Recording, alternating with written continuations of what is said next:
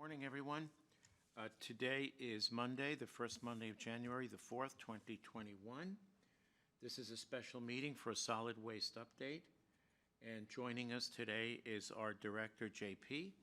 And I am officially calling this meeting to order. Attending are Commissioners Duncan, Brooks, and Filios. Do we have any changes to the agenda? Hearing none. So we'll move on to our first potential action item, which is easement request for solid waste landfill property. JP, take it away. All right.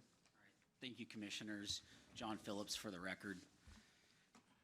Number one, I want to start out by saying I received an easement request from Mr. Ed Schneider, who's a landfill or a neighbor that's located south of the landfill. And I want to begin by saying that the Solid Waste Department strives to be a really good neighbor. And I really did take a look at this, trying to do exactly what Ed wanted, and I wanted to bring a request before the board that would be possible. In saying that,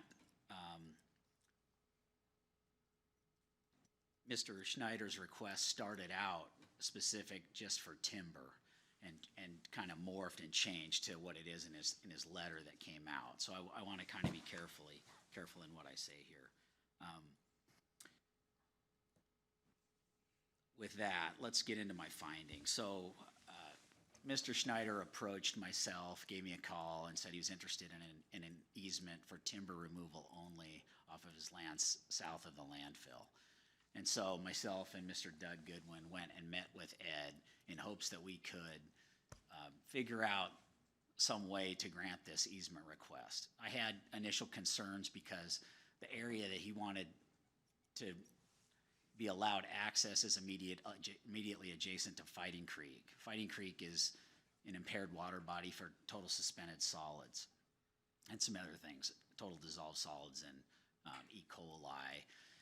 Anyhow, so I had concerns about that. However, the crossing would have been on his own property. He would only be crossing our land and then crossing the creek on his own land. So I thought, okay, we could probably make this happen. So in that, I started asking Ed some questions, and I'm going to refer to some of the bullets from a December 16th email because these were findings that are 100% factual that I found by talking to a multitude of entities. So Schneider's property, number one, is not landlocked. I wanted to know that because I thought, well, if it's landlocked, maybe we should do something for him. He already has access off Highway 95 to this property, and he's used that route for over 30 years. He has already brought timber off of this area through his already granted access off Highway 95. He's been doing this for a long time and selectively logging this for a long time. Schneider did indicate to me that he's not interested in any kind of temporary easement. So I specifically asked him, is there any way we could tailor this thing so that we could grant you some kind of temporary easement for timber removal or for agricultural use?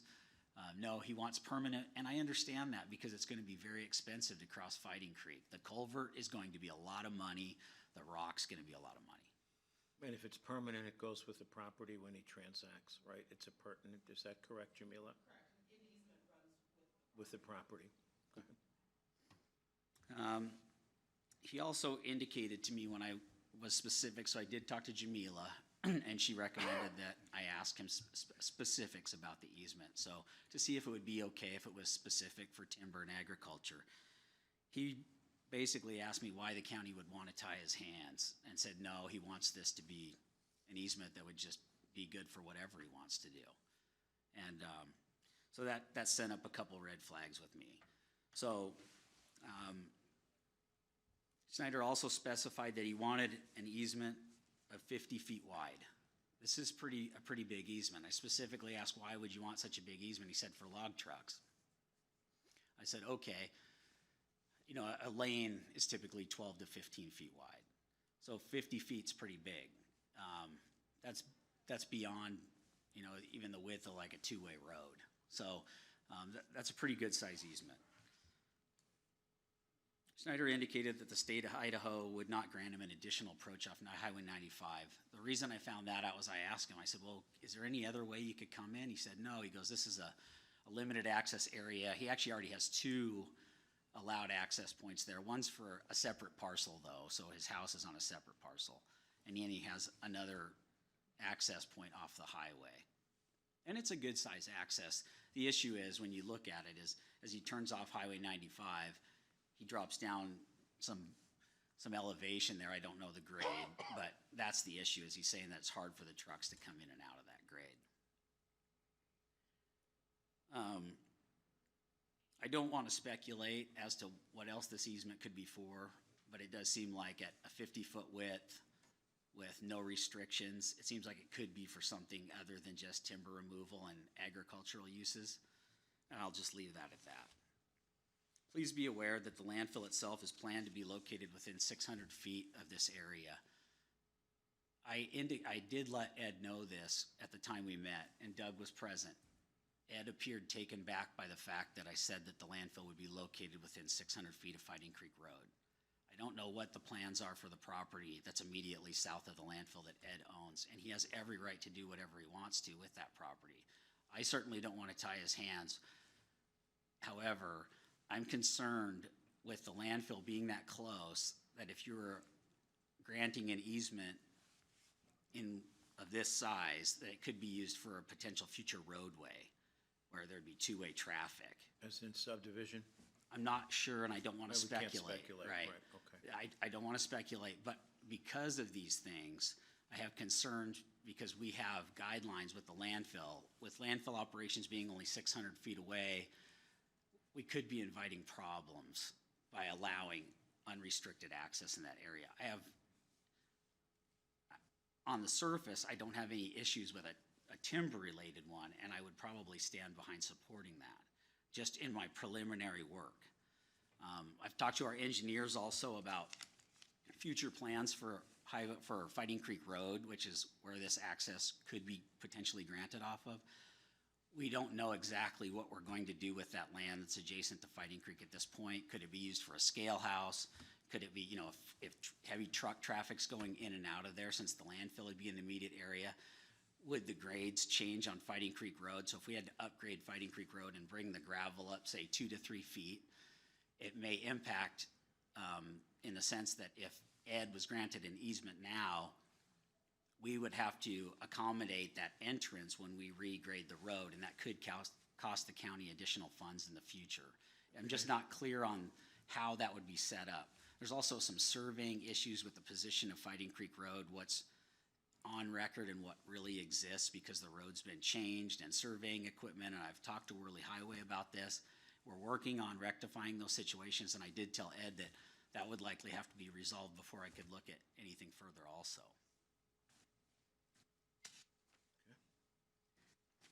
Again, we want to be really good neighbors.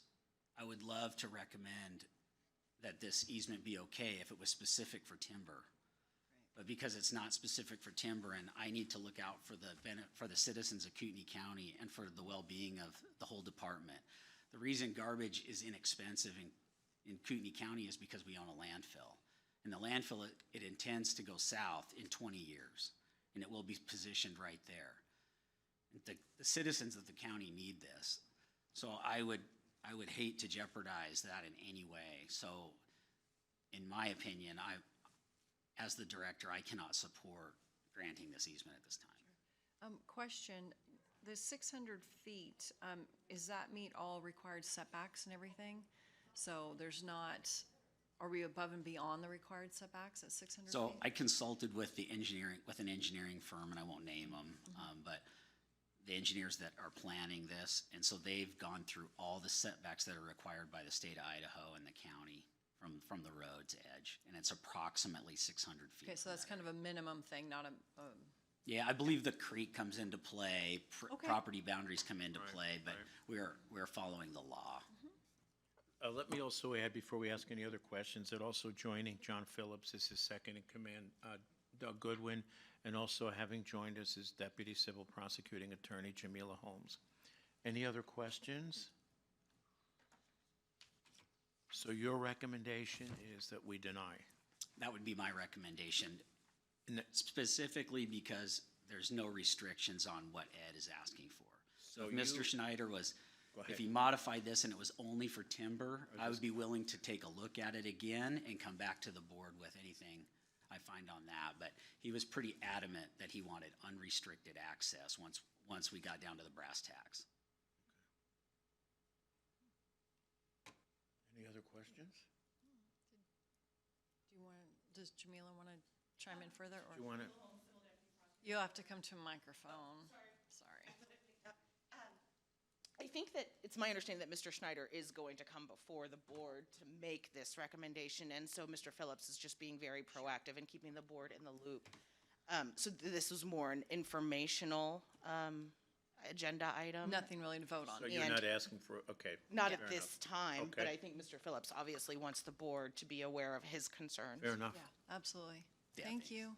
Thanks. Appreciate it, JP. Okay, no further questions. We'll move on to the second item. Rural site power status. So for a rural site, the power status update. So as you know, we've been working on getting power at our three southern rural sites, at Micah Kid Island, Sunup Bay, and then also at the Worley site. Currently, Micah Kid Island, which is on Kid Island Road, and Sunup, KEC, so Kootenai Electric Cooperative, is set for installing underground power at both of these sites in March of 2021. The Worley site is Avista, is the supplier in that area, and they are currently planning to, they haven't decided what's the best route, but either to install a pole on our property and run overhead over to our property, or they may go underground. There'd be some fees involved with underground, maybe $2,500 they thought. This is just preliminary information, but we're still evaluating what's the best way to go. But it is planned to occur at the same time. Before March, it would be done, the power in, and then the electrical contractor that I've contracted to do the work of actual light pole placement, and also the light, putting up the lights, putting up power so that we could eventually have security cameras at those sites and lighting. He has been given authorization by the Solid Waste Department to go ahead and order everything he needs, and that's all being coordinated through the electrical contractor with the two electrical suppliers.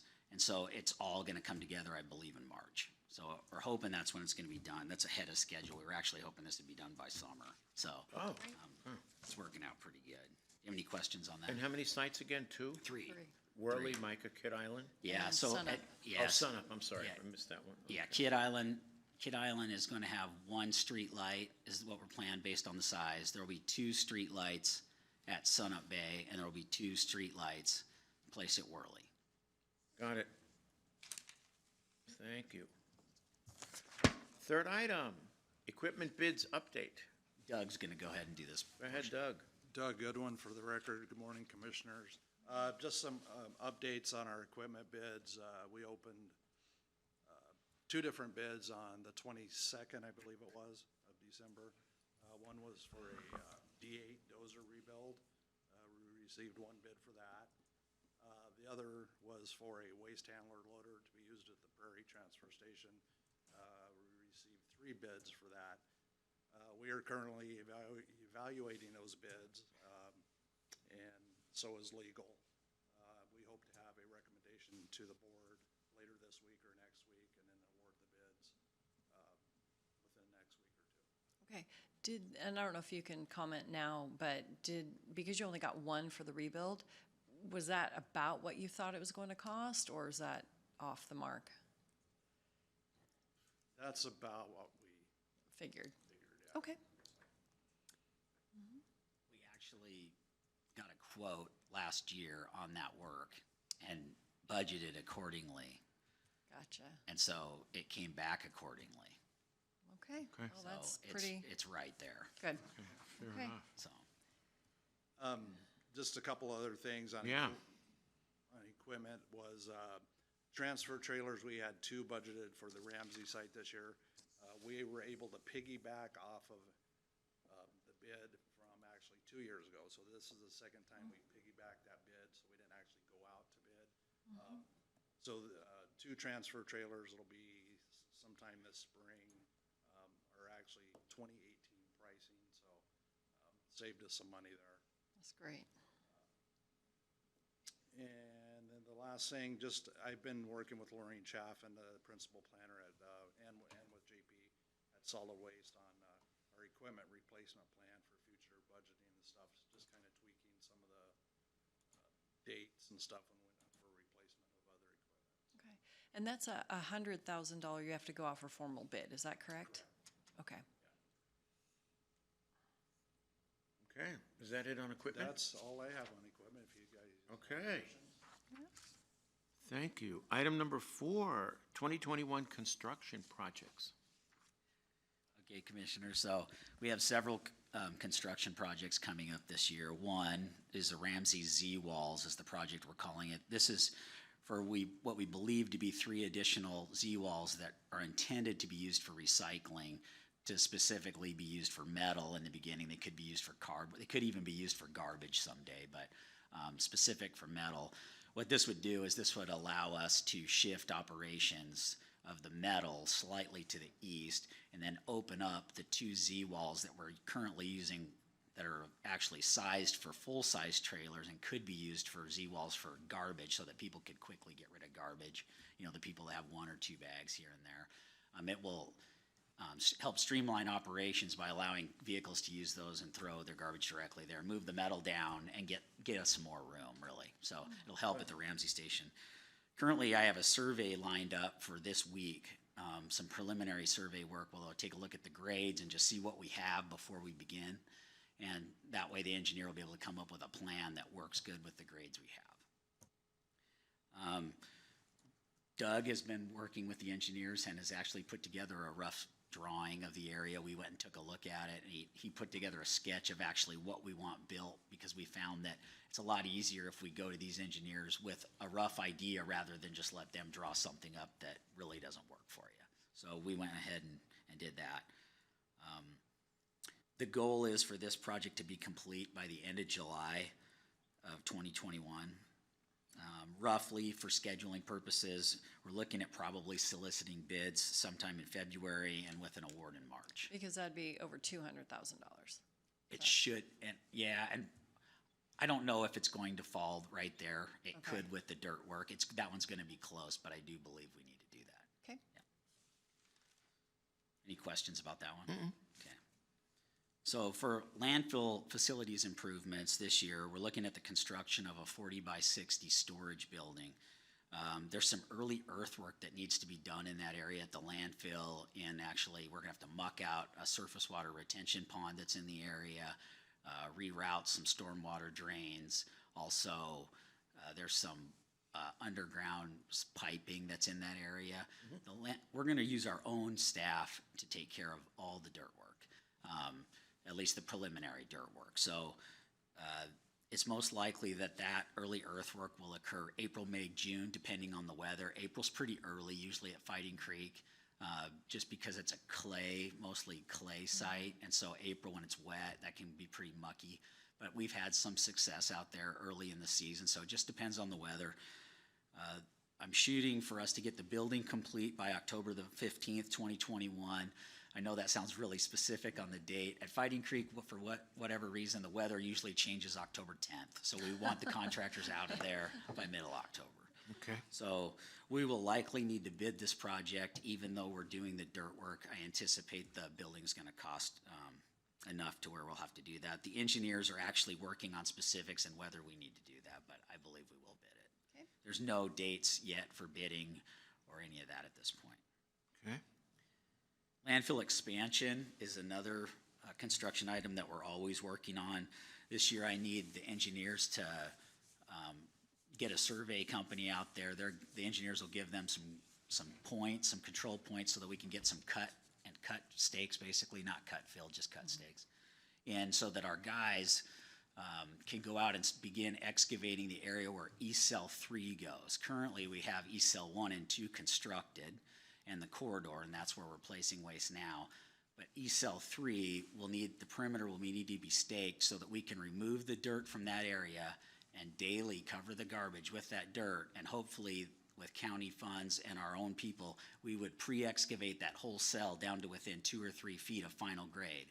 And then when we hire a contractor to come in and build site E3, we would pay the least amount possible for the final grades. We've done this in the past and been very successful with it, so that's our intention. Will there be a cell between 2 and 3? No, they No? all link together, so they Okay. just kind of 1, 2, 3, 4, and they all hook together into one waste mass in the end. Gotcha. So, it's an adjacent cell. There's another cell, E4, to be built. Currently, it looks like we need to be in cell E3 by 2025, but there's also some other things that will need to happen in this landfill expansion project, including the flyover and a life cycle analysis, which we haven't done one since 2018. Typically, these are done every 3 years, just so we know where we're at. And with the amount of garbage that's coming in, it can drastically change the life cycle of your landfill and end up pushing up when these cells need to be built. So that'd be my guess, is that maybe that cell needs to be operational in 2024 versus 2025. But we'll find out with that information this year also. I also need to get the engineers to give us an updated projected construction cost analysis for phase E3 so that we're prepared to know what we're gonna have to spend, because that will be coming up here in the next few years. Any questions on landfill expansion? Okay. Number 4 is south cell permitting work. I've already contacted Worley Highway District about this. There's an area of property on the south side of our landfill that has not been permitted for landfilling activities. It's an area of land that we acquired later, after the original purchase of property. And so we need to wrap that all up into our same parcel and permit the entire area for landfilling activity. So this year I'd like to go after that and try to get that done.